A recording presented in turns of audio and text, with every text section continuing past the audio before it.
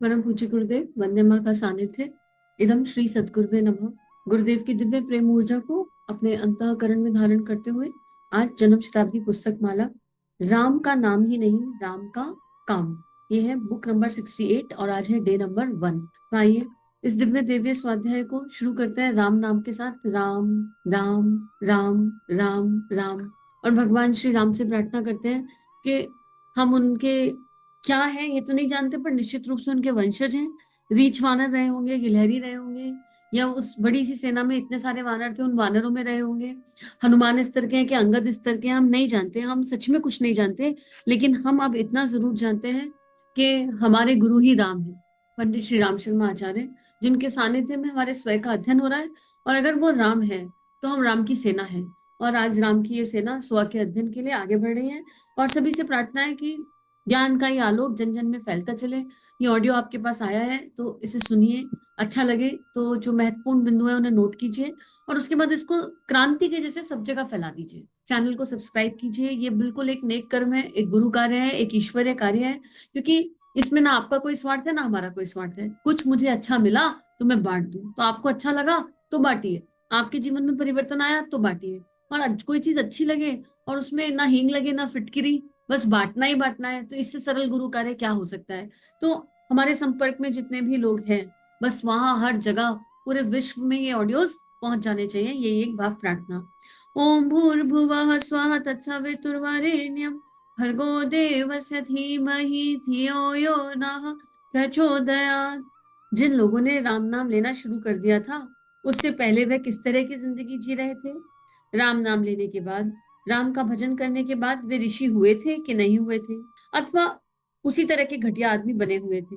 जिन जिन का नाम आप लेते हैं उनका हवाला दीजिए और यह बताइए कि जो राम नाम जप करते थे और उनके मंत्र में जो चमत्कार आ गया था, तो उनकी जिंदगी का क्रम क्या था? जिस गणिका का नाम आपने पहले लिया था उसका उद्धार तो हो गया।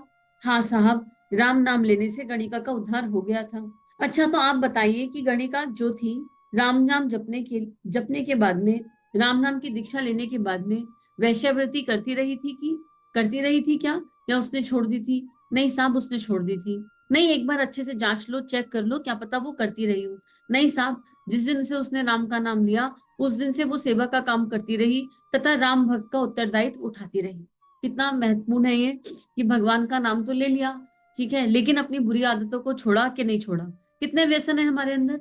व्यसन केवल जुआ खेलना, दारू पीना, सिगरेट पीना, व्यभिचार करना व्यसन नहीं होता है। और बहुत सारे व्यसन है। झूठ बोलना व्यसन है, असंयमित जीवन जीना व्यसन है, क्रोध करना व्यसन है, गालियां देना व्यसन है, हर अश्लीलता देखना व्यसन है, अश्लीलता सुनना व्यसन है, ओवर ईटिंग करना व्यसन है, असात्विक खाना खाना व्यसन है, नॉनवेज खाना व्यसन है। बहुत सारे व्यसन होते हैं, और हम कितने व्यसनों में अभी उलझे हुए हैं। और ये लंबी लिस्ट है, पर व्यसनों की लिस्ट को क्या ही गाना, हम क्यों गाएं, हम दिव्यता की बात करें। पर अपने अंदर झांक कर देख लें कि हमने परम पूज्य गुरुदेव का नाम लिया, हमने गायत्री मंत्र किया, राम राम किया, राधा राधा भी कर रहे हैं और कृष्ण कृष्ण भी कर रहे हैं। तो राम रूपी संयम आया कि नहीं? राम का अर्थ मतलब है संयम, और माँ सीता का अर्थ है भारतीय संस्कृति। तो संयम के साथ भारतीय संस्कृति की पताका को अपने हाथ में उठाया कि नहीं? जो राम नाम लेगा उसके हाथ में भगवा आएगा ही, उसके हाथ में हनुमान जी की ध्वजा ना आए ऐसा संभव नहीं। तो हमारे जीवन में आई कि नहीं आई? हमने गायत्री माता का नाम लिया, पर वेद आए कि नहीं जीवन में? गायत्री माता वेद माता, वेदों का जो निचोड़ है वो परम पूज्य गुरुदेव की लेखनी है। ये जीवन में आचरण में गुण कर्म स्वभाव में उतरी कि नहीं? हमने राधा राधा किया, पर प्रेम है? प्रेम है हमारे भीतर? वो वाला प्रेम जो ईश्वर हमसे करते हैं, वो वाला प्रेम जो परम पूज्य गुरुदेव हमसे करते हैं, वो प्रेम जो सभी संतों ने किया, महामानवों ने किया, ऋषियों ने किया, जिनके लिए परिवार वसुदेव कुटुंबकम हो गया, वो प्रेम हमारे पास है कि नहीं है? विचार करने योग्य है कि हम जिस भी शक्ति का नाम ले रहे हैं, उस शक्ति का जो मूल तत्व है, उस शक्ति का जो एसेंस है, वो हमारे गुण कर्म स्वभाव में आ रहा है कि नहीं? हमारा ट्रांसफॉर्मेशन हो रहा है कि नहीं? और ये कोई और चेक नहीं कर सकता, केवल हम स्वयं अपनी कॉपी चेक कर सकते हैं। हमने गुरु जी को मान लिया, पर गुरु जी के उत्तरदायित्व वो हम नहीं निभाएंगे। क्यों नहीं निभाएंगे? क्योंकि हमने तो इसलिए मांगा था, माना था गुरु जी को कि वो एक मायावी है, जादू है, छड़ी है उनके पास जादू की, और हमारी सारी इच्छाएं वो पूरी कर देंगे। हमें ऐसे गुरु नहीं मिले। वो हमारे गुरु इस तरह के हैं जो गुरु हमें प्राप्त हुए हैं, और गुरु ऐसे ही होते हैं, ये हमारे गुरु की बात नहीं है। इस संसार में कहीं भी कोई सच्चा गुरु है और कहीं भी कोई गुरु तत्व है, तो गुरु का एक ही उद्देश्य होता है, इच्छा पूरी करना नहीं, इच्छा ट्रांसफॉर्म करना, इच्छा का विलय करना, इच्छाएं खत्म करना। गुरु क्या करता है, जो देह भाव की इच्छाएं उन्हें आत्म भाव पे शिफ्ट कर देता है और ऊर्जा का रूपांतरण कर देता है। तो गुरु जी इच्छा पूरी नहीं करेंगे। हमने 20 चॉकलेट मांगी तो हमको 20 चॉकलेट मिल गई, नहीं। गुरु जी कहेंगे बेटा 20 तो दे दूंगा, बांटेगा कितनों में? 20 चॉकलेट 100 लोगों को खिलाई जा सकती है, ध्यान से देखो, एक एक पीस करके। गुरु जी ये कहेंगे, बांटना सिखाएंगे। तो चॉकलेट चाहिए, क्या करेगा? अकेला खाएगा, तेरा पेट खराब हो जाएगा, तेरी पाचन शक्ति नहीं है इतनी, तेरे अंदर जो छोटे बॉडी ऑर्गन है छोटे छोटे से नन्हे नन्हे से बिगड़ जाएंगे। पर क्योंकि तू मांग रहा है तो मैं तुझे दे देता हूँ, चल 20 चॉकलेट तू ले ले, वो देंगे सब। पर बांटना सिखाएंगे संग की संग। कहेंगे अब लोगों को ढूंढ के ला, एक एक पीस सबको खिला दे, इतना पर्याप्त है, इतनी चॉकलेट हेल्थ के लिए अच्छी है। तो अकेले खाएगा, हेल्थ बिगड़ जाएगी, और इसे बांटेगा सब में तो हेल्थ सबकी अच्छी हो जाएगी, सब खुश हो जाएंगे, सबका मुंह मीठा हो जाएगा। ऐसे हैं हमारे गुरु जी, और गुरु ऐसा ही होता है। तो हम चेक कर ले कि हमें क्या क्या मिला है और हमने कितना बांट दिया। बांटने की इच्छा है कि नहीं है? और बांटने के बाद ये ना कहें हमारी 20 चॉकलेट हमने तुमको दी थी, अब तुमने हमारे लिए क्या किया। एक जोर का पड़ेगा पीछे से आगे गुरु जी का, तेरी थी, तेरी थी, तेरे पास एक चॉकलेट की तेरी औकात नहीं, और तू 20 पर अपना अधिकार जमा कर बैठ गया। और फिर उन लोगों के सिर पर चढ़ के बैठा है जिनको तूने चॉकलेट खिलाई, हमारी 20 चॉकलेट, हमारी 20 चॉकलेट। हमारा कहने के लिए तेरे पास है क्या? ये देह तेरी अपनी नहीं है, ये भी किराए की है। अभी पंच तत्वों को निकाल दूं इसमें से, मिट्टी का ढेर यहीं कहीं पड़ा रह जाएगा। और कह रहा है हमारी चॉकलेट, हमारी चॉकलेट। तो ये फालतू के गाने नहीं गाते राम भक्त। ये जो भगवान का नाम सही तरीके से ले लेते हैं, वो इस तरह की ओछी बातें नहीं करते, इस तरह की मूर्खों की बातें बिल्कुल नहीं करते। और ये क्या है, ये समरी है।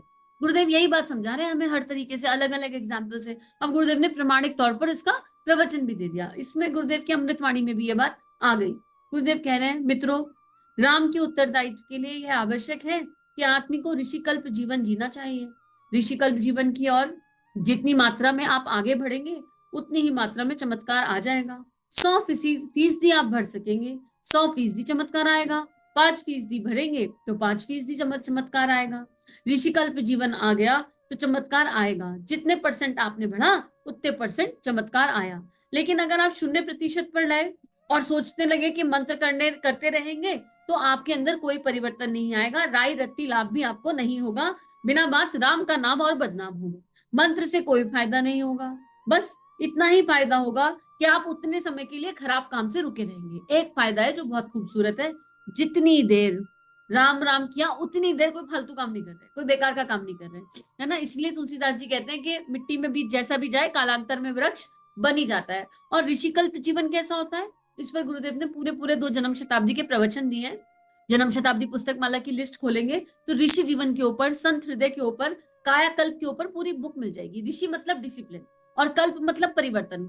कल्पना वाला कपोल परिवर्तन नहीं, एक दिव्य परिवर्तन। तो ऋषि कल्प जीवन मतलब संसार में रह रहे, गृहस्थ में रह रहे, पर आचरण व्यवहार ऋषियों जैसा हो जाए।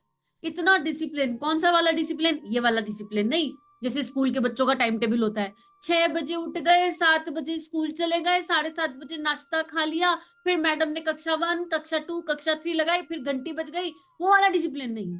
मानवता का डिसिप्लिन, मनुष्यता का डिसिप्लिन, धर्म का डिसिप्लिन, सत्य का डिसिप्लिन, संयम का डिसिप्लिन, आहार का डिसिप्लिन, सोच का डिसिप्लिन, भाव का डिसिप्लिन, विचार का डिसिप्लिन, सभी के जीवन में कल्याण के भावना का डिसिप्लिन, यज्ञ जीवन, उस वाले डिसिप्लिन की बात कर रहे हैं जो आत्म भाव पे आता है। देह भाव के डिसिप्लिन की बात नहीं कर रहे। रोबोट नहीं बना रहे गुरुदेव, महामानव बना रहे हैं। भाव संवेदनाओं की गंगोत्री को जगा रहे हैं हमारे भीतर। रोबोट नहीं चाहिए उन्हें। रोबोट तो बतेरे घूम रहे हैं, इतने सारे रोबोट हैं, क्या कर रहे हैं जाने, क्या कर रहे हैं कुछ पता ही नहीं क्या कर रहे हैं। रोबोट है, डिग्री बड़ी बड़ी है, इतने सारे रोबोट है, कोई डॉक्टर की डिग्री लेके बैठा है, कोई इंजीनियर की डिग्री। और क्योंकि ऋषिकल्प जीवन नहीं हुआ तो उस डिग्री के साथ क्या क्या हो रहा है हमने देख लिया। हम सब जानते हैं कलयुग में क्या क्या घटित हो रहा है, कहाँ कहाँ घटित हो रहा है। तो ऋषिकल्प, ऋषि जैसा जीवन हो जाए, एकदम जैसे परम पूज्य गुरुदेव का था। सप्त ऋषियों की परंपरा को लेकर चले, ऋषियों की, समस्त ऋषियों की परंपरा को लेकर चले और पूरा ऋषिगत जीवन जिया, ऐसा जीवन जिया, डिसिप्लिनरी जीवन जिया। लेकिन फिर भी गुरुदेव कह रहे हैं कि तुम कितने भी किसी भी स्तर पर हो, थोड़ा थोड़ा राम नाम कर लेना, कम से कम तुम 1 घंटे, आधा घंटा, 50 मिनट, 25 मिनट गंदगी नहीं फैलाओगे। ना विचारों की गंदगी फैलाओगे, ना भावनाओं की गंदगी फैलाओगे, कम, क्योंकि राम राम कर रहे होंगे। उस समय तुम रेडियो नहीं सुनोगे, टीवी नहीं सुनोगे। तो जब तुम राम राम कर रहे होगे तो उस टाइम तो तुम राम नाम में बिजी होंगे, है ना, पूरी तरह। लेकिन ये तब होगा जब हम पंचेंद्रियों से अच्छे से कर रहे हो। तो गुरुदेव वही कह रहे हैं, आप एक काम कीजिए, रोज रेडियो ना सुनकर आप शाम को 1 घंटा जप कर लीजिए। इससे आप गंदी फिल्में सुनने से, गीत देखने से बच जाएंगे, समय का उपयोग हो जाएगा और खराब काम में ना लगकर मन राम राम करेगा। बस इतना ही चमत्कार है और कोई दूसरा चमत्कार नहीं, क्योंकि आपने इस बात को महसूस नहीं किया कि आपका जीवन शालीन और श्रेष्ठ बनना चाहिए। तो गुरुदेव कह रहे तुम रोज 1 घंटा उपासना करते हो तो बड़ी अच्छी बात है, 1 घंटा तुम गंदगी नहीं फैलाते, बाकी 23 घंटा तुम जो गंद मचा रहे हो इसका मेरे पास कोई इलाज नहीं है, क्योंकि तुम भीतर देख ही नहीं रहे। तुम राम को राम राम तो कर रहे हो। देखो होता क्या है, मैंने जीवा से राम राम राम राम किया, ये ये इसने मुझे ये असर करेगा क्योंकि शब्द भ्रम है, यूनिवर्स में जा रहा है। लेकिन जब मैं जीवा से राम राम कर रही हूँ और मेरे नेत्र कैटरीना कैफ के बारे में सोच रहे हैं, तो मेरे राम राम का क्या फायदा?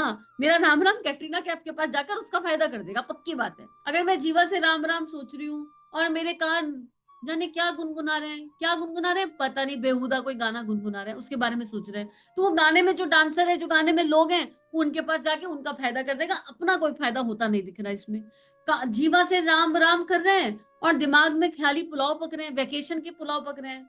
आज हम वैकेशन पे जाएंगे, हम छुट्टियों पे जाएंगे, कुछ छुट्टियों पे कहाँ जाए, गोवा जाए कि अमृतसर जाए कि इस बार कोई तीर्थ यात्रा करके नाम कमा कर आए, झूठा वाला। जीवा से राम राम कर रहे हैं, पढ़े किचन में, बच्चे को पढ़ाना है, एग्जाम करना है। अरे भाई 1 घंटा बैठे हो तो शांति से बैठ जाओ ना यार, अपॉइंटमेंट ले लो ना अपनी इंद्रियों से पूरा पूरा। 1 घंटा बैठे हो, बोल दो इनको, आंखें आंखें प्यारी आंखें आप बड़ी अच्छी है, जरा अच्छे से बैठिए। क्यों? हम राम के स्वरूप का भी चिंतन करेंगे, हम जीवा से राम करेंगे, आंखों से राम के स्वरूप का चिंतन करेंगे, कान से उस राम नाम को सुनेंगे, त्वचा से उस राम नाम को ग्रहण करेंगे और हर सांस में राम के दिव्य गुणों को धारण करेंगे, तब वो उपासना फलीभूत होगी और साधना में परिवर्तित होगी। नहीं तो ऐसी उपासना जो रोबोटिक मोड से करी जाती है, वो कब फलीभूत तो होगी? भगवान का नाम बेकार नहीं जाता, स्टोर हो जाएगी हमारे स्टोर हाउस में, अंदर ना हमारे चित्त पर स्टोर हाउस है, उसमें पड़ी रहेगी और लॉक हो जाएगी, उसमें पड़ी रहेगी, जाती रहेगी जाती रहेगी। राम भी देखकर मुस्कुराएंगे, अरे अच्छा इसके खाते में 1 करोड़ राम हो गए, कभी तो इसको इसका फल मिलेगा। कब? जब ट्रांसफॉर्मेशन होगा, जब दिमाग के बल्ब खुलेंगे, फ्यूज दिमाग फ्यूज बुद्धि के साथ राम राम कर रहे, राम का प्रकाश ही नहीं आ रहा, बुद्धि फ्यूज पड़ी। तो गुरुदेव यही कह रहे हैं कि भाई मैं क्या करूं आपका, आप जो है चलो, लेकिन ये है कि 1 घंटा कर लो रोज, कम से कम उस 1 घंटे तुम शांति से बैठे हो, लेकिन करो कैसे? पूरा चिंतन के साथ करो। अब यहाँ पर राम जी की बात हो और तुलसीदास जी की बात ना हो, ऐसे कैसे संभव है? तो भक्त शिरोमणि तुलसीदास जी का आह्वान करते हैं और तुलसीदास जी के जीवन में बहुत सारी दिव्य दिव्य घटनाएं हैं, बहुत सारी सुंदर प्रसंग है, पर तुलसीदास जी के जीवन की एक बात ने मेरे जीवन को बड़ा स्पर्श किया, इस देह के जीवन को बहुत स्पर्श किया। क्या है वो बात, वो यहाँ रखती हूँ और उसके साथ स्वाध्याय को पूर्ण करते हैं कि तुलसीदास जी ने जब श्री रामचरितमानस लिखी तो उनको स्टैम्प मिल गया, बड़े बड़े मतलब बहुत सारे ऑब्स्टिकल्स आए, बहुत सारे स्ट्रगल आए, फाइनली रामचरितमानस, श्री रामचरितमानस लिखी गई। और वो उस भाषा में थी, अवधी भाषा में थी, कि उस समय उस भाषा की मान्यता नहीं थी, पर भगवान शिव ने उसको स्टैंप लगाया, सत्यम शिवम सुंदरम, भगवान शिव ने उसको धर्म ग्रंथों में स्थापना दी। और तुलसीदास जी बड़े आनंद में हो गए कि मेरा काम खत्म हो गया, लिख दी रामचरितमानस, हो गया काम खत्म। और जब वो हो गया तो एक दिन सपने में भगवान शिव आए और बोले तुलसी तू क्या कर रहा है? बोले भगवान क्या कर रहा हूँ, आपका काम कर रहा हूँ। बोले मेरा तो काम नहीं कर रहा, तो हरामखोरी कर रहा है। तुलसीदास जी बोले कैसी बात कर रहे हैं भगवान, हमने रामचरितमानस लिखी और आप कह रहे हैं हम हरामखोरी कर रहे हैं, ऐसे कैसे कह सकते हो आप? हम तो हर समय राम का नाम लेते हैं, राम राम राम, इसके समय हमें नहीं कोई काम। तो तुलसीदास जी से भगवान जी बोले भाई राम राम राम ले रहा है, ये बहुत अच्छी बात है, पर राम का काम कहाँ कर रहा है? बोले कर तो दिया, लिख तो दिया, इतना बड़ा धर्म ग्रंथ आपने लिखा, पता है देह से, पर हो तो गया। भगवान शिव बोले मार्केटिंग के बिना बात नहीं बन पाती, लिख दिया, उसे लोगों को कौन सुनाएगा, उसे लोगों को कौन बताएगा? जाओ लोगों के बीच में राम कथा का प्रचार करो, राम ने जो तुम्हें सिखाया वो लोगों को सिखाओ। तुलसीदास जी बोले ये नहीं हो पाएगा हमसे। शिव जी बोले क्यों नहीं हो पाएगा? अरे लोग डंडे मारेंगे, लोग जाने क्या क्या कहेंगे, बातें बनाएंगे, कहेंगे इसको अहंकार हो गया, ये अपनी लखी प्रीतियों को बांट रहा है। तो फिर भगवान शिव बोले तो तुझे अपनी देह की बड़ी परवाह है, तुझे अपने अहंकार की परवाह है, लोग तुझे क्या कहेंगे तुझे इस बात की परवाह है, तो फिर मैं तेरा क्या ही कर सकता हूँ? अरे तू राम की कथा कर, बाकी मैं देखूंगा कि मुझे क्या करना है, मैंने लिखवाई तेरी देह से, तो तू इसका प्रचार नहीं करेगा तो तेरा काम अधूरा रह जाएगा, एकदम इनकम्प्लीट रह जाएगा। और जब ये बात सुनी, अभी थोड़े दिन पहले ही सुनी, तो ऐसा अंतरकरण में एक तीर घुस गया, ऐसा लगा जैसे बहुत जोर से गुरुदेव ने हमें तीर मार दिया कि बेटा ये ऑडियो तुमने रिकॉर्ड कर लिया, इनका क्या फायदा? ये ऑडियो तुमने रिकॉर्ड कर करके चैनल पर स्टोर कर लिए, तो मैं कोई स्टोर हाउस बना रहा हूँ, मैं कोई बही खाता छुपा रहा हूँ, मैं क्या कर रहा हूँ मैं? इसका क्या फायदा? मार्केटिंग कौन करेगा? मार्केटिंग कौन करेगा? अरे जितनी आती है जैसी आती है वैसी कर लो भाई, तुमको दिक्कत क्या है? नहीं नहीं हमने ऑडियो रिकॉर्ड करके छोड़ दिए, 1000 हो गए, 1500 हो गए, 1400 हो गए, अरे तुम्हें क्या करूं इन ऑडियो का? रखे हैं ये यहाँ पर, अंडे दे रहे हैं क्या ये ऑडियो? ये देंगे अंडे, ये एक से अनेक हो जाएंगे, पर तुम अपना कर्म तो करो, इनकी मार्केटिंग तो करो। अभी तो तुम किसी से कहते ही नहीं हो कि चैनल है, उसको देख लीजिए, उसको सुन लीजिए, अच्छा लगे तो उसको पसंद कीजिए, आगे लोगों तक पहुंचाइए। अरे अश्लीलता फैलती चली जा रही है, उसकी खूब मार्केटिंग हो रही है, फालतू चीजों का पूरा प्रचार हो रहा है। कुकिंग के वीडियो देख लो कितने चल जाते हैं, अश्लीलता के वीडियो देख लो कितने चल जाते हैं, हेयर फॉल के वीडियो सबसे ज्यादा है इस संसार में, ये चल जाते हैं, क्रिकेट के वीडियो चल जाते हैं। एक ढंग की चीज का तुमसे प्रचार नहीं किया जा रहा। अरे आउटकम आएगा कि नहीं आएगा वो मेरा डिपार्टमेंट है, लेकिन तुम इसको लोगों तक पहुंचाओगे नहीं जब तक, तब तक बात कैसे बनेगी, तब तक गुरु कार्य पूरा नहीं होता। ये बात ऐसी तीर में लग गई कि उसके बाद संकल्प लिया कि हर ऑडियो में सबसे कहूंगी प्लीज सब्सक्राइब करो। मेरा गुरु मेरे आगे कटोरा लेके खड़ा हो सकता है तो मैं क्यों नहीं प्रार्थना कर सकती, मैं क्यों नहीं याचना कर सकती। तो जितने लोग सुन रहे हैं उनसे याचना कर रही हूँ, प्रार्थना कर रही हूँ, विनम्र प्रार्थना हाथ जोड़कर, अगर आप ऑडियो सुनते हैं, आपके जीवन में परिवर्तन आता है तो सब्सक्रिप्शन मैंडेटरी है। हमारे चैनल पर 55% लोग ऐसे हैं जो सुनते हैं पर उन्होंने सब्सक्राइब नहीं करा, 45% लोगों ने सब्सक्राइब कर रखा है। आपका सब्सक्रिप्शन बहुत महत्वपूर्ण है। यूट्यूब का एल्गोरिथम ऐसा है, यूट्यूब का चक्र ऐसा है कि जहां ज्यादा सब्सक्राइब होते हैं वहां लोग ज्यादा जाते हैं और ज्यादा देखते हैं। क्या आप नहीं चाहते कि आपके जीवन में ये क्रांतिकारी स्वाध्याय गुरुदेव की लेखनी जो परिवर्तन कर रही है वो औरों के जीवन में भी जाए, ये विश्व में फैले। अब दूसरी बात रही धारणा की, यूट्यूब पर है बहुत पैसे कमाते होंगे, पहली बात ये एक मिथ है, ये एक बिल्कुल धारणा है, इस धारणा से बाहर आ जाइए, इसके बारे में डिटेल में बात कभी और करेंगे। लेकिन दूसरी बात, अगर कमाते भी है तो आपको दिक्कत क्या है इससे, आपको परेशानी क्या है इससे, आप बताइए। और कोई काम नहीं कर रहा है इंसान, केवल यही काम कर रहा है, तो क्या जो काम ये कर रहा है उसकी कोई रोजी रोटी नहीं है, वो कपड़ा नहीं पहनता, वो खाना नहीं खाता, उसका घर नहीं होता, उसकी संतान नहीं होती, उसके पास क्या एक्सपेंसेस नहीं होते, क्या स्वावलंबन एक शक्ति नहीं है। लेकिन कॉर्पोरेट की नौकरी छोड़कर अगर गुरु की नौकरी कराई और गुरु यूट्यूब के माध्यम से स्वावलंबन करा भी दे किसी देह का, तो इसमें आप लोगों को क्या दिक्कत है और क्या परेशानी है, आप लोग के पेट में क्यों दर्द हो रहा है। आपको कंट्रीब्यूट नहीं करना चाहिए सद्भावना के साथ, यूट्यूब को थैंक यू नहीं बोलना चाहिए कि अरे चलो हम तो कुछ दे नहीं पाते हैं, हम केवल सद्भावना देते हैं, एक गायत्री मंत्र करते हैं इस आत्मा के लिए कि इस आत्मा का कोई काम कभी रुके ना, ये तो कर ही सकते हैं। लेकिन हमको तो पेट में दर्द हो जाता है, यूट्यूब से पैसे कमा रहे हैं। और ये भी एक बहुत बड़ा मिथ है, मेरे पास 4-5 नौजवान आए, छोटे छोटे बच्चे 20 साल के, हम दीदी यूट्यूब चैनल खोलेंगे। क्यों खोलना चाहते हो बेटा, पैसा कमाने के लिए। मन दुखी हो गया, उनको समझाया कि बेटा ये मत सोचो कि यूट्यूब चैनल पर पैसा है, ये देह को इतना टाइम हो गया, 2.5 साल हो गए, पैसे के लिए कभी काम किया नहीं। लेकिन यकीन कीजिए इस मोमेंट तक, आज जब मैं इसे रिकॉर्ड कर रही हूँ, एक भी अकाउंट में सिंगल पैनी नहीं आई है। और आप लोगों से मैं मांग भी नहीं रही हूँ, मांग रही हूँ सब्सक्रिप्शन, सब्सक्राइब कीजिए, सुन रहे हैं, मांग रही हूँ ये कि अपने जीवन में परिवर्तन कीजिए। जो मेरे गुरु ने मुझसे मांगा वही मैं आपसे मांग रही हूँ। मेरा गुरु कहता है बेटा भीतर देखो, स्व का अध्ययन करो, हर स्वाध्याय की बात ये देखो तुम्हारे अंतस में क्या घटित हो रहा है, तुम्हारे अंदर कोई परिवर्तन हुआ कि नहीं हुआ। बस वही आपसे याचना है, वही आपसे प्रार्थना है, और वही एक साधना है कि आपके भीतर परिवर्तन हुआ कि नहीं हुआ, आपके भीतर कोई चेंज आया कि नहीं आया, वो मैंडेटरी है। और अगर आया तो इसको सब लोगों तक पहुंचा दीजिए ना। आपकी सद्भावना मात्र एक गायत्री मंत्र रोज करके श्री प्रिया के खाते में डाल दीजिए, गुरु के चरणों से होती हुई हो जाएगा। आपकी सद्भावना गायत्री मंत्र करके देव परिवार के या ऐसे जो भी चैनल, ऐसे जो भी सोशल मीडिया प्लेटफॉर्म्स हैं जो इस तरह का अच्छा काम कर रहे हैं उनमें डाल दीजिए। और अगर आप उनमें वो सद्भावना डालेंगे तो भगवान उनको कई सारे माध्यमों से संभाल लेगा। भगवान का काम जो लोग करने निकल जाते हैं भगवान उनको हर तरह संभालता है, हर तरह उनका संरक्षण करता है। और भगवान किस देह से क्या कराएगा नहीं पता, क्या आप लोगों में से कोई एक देह हो जो ध्यान रखने के लिए तैयार हो जाए कि नहीं हम आपका ध्यान रखेंगे, हम आपको श्री भाव से भी कंट्रीब्यूट करना चाहते हैं। कुछ नहीं पता जीवन में कब कहाँ क्या घटित हो जाए। लेकिन इस समय जो मैंडेटरी है वो यही है कि मार्केटिंग बहुत जरूरी है। और हमको मार्केटिंग यही आती है कि हम आपसे कह दें, वर्बल मार्केटिंग आती है, वर्ल्ड टू वर्ल्ड। हमें नहीं आती टेक्नोलॉजी, लेकिन ऐसा नहीं है कि आएगी नहीं, गुरुदेव के सानिध्य में सीख रहे हैं और कभी तो सीख ही जाएंगे। नहीं सीखे तो ये दुख नहीं होगा कि प्रयास नहीं किया सीखने का। पर अगर आप सुन रहे हैं तो सब्सक्रिप्शन मैंडेटरी है और लोगों से सब्सक्राइब करवाना भी मैंडेटरी है। आज की बात को यहीं पर गुरु चरणों में रखते हैं। और सभी को बहुत बहुत सारा थैंक यू, क्योंकि जितने लोगों ने सुना, वो जो हमारे व्यूअर्स हैं 50% जिन्होंने सब्सक्राइब नहीं किया उन्होंने फटाफट सब्सक्राइब का बटन क्लिक कर दिया। ये पता चल गया, विजुअलाइज भी हो गया, और चैनल क्रांति के जैसे सब जगह फैल गया। एक क्रांतिकारी परिवर्तन हो रहा है और ये चैनल क्रांति के जैसे, गुरुदेव का ये स्वाध्याय पूरे विश्व में क्रांति के जैसे फैलता जा रहा है। इदम श्री सद्गुरुवे नमः, इदम श्री सद्गुरुवे नमः, इदम श्री सद्गुरुवे नमः। जय हिंद।